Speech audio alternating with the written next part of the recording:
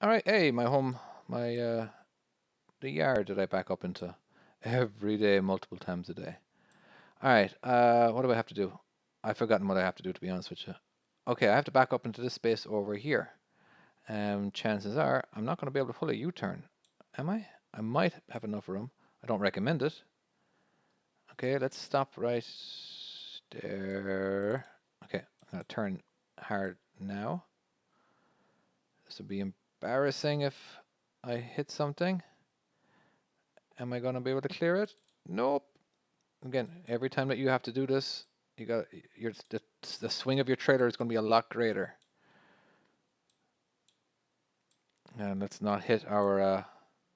Look at that! Oh, look at that trailer swing.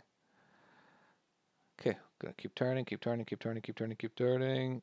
Now I'm gonna straighten up a little bit. All right, I like that setup.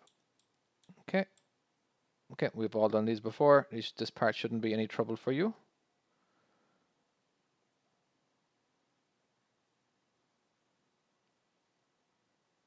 And straight back. And whoops. Hey, I got my 3 stars.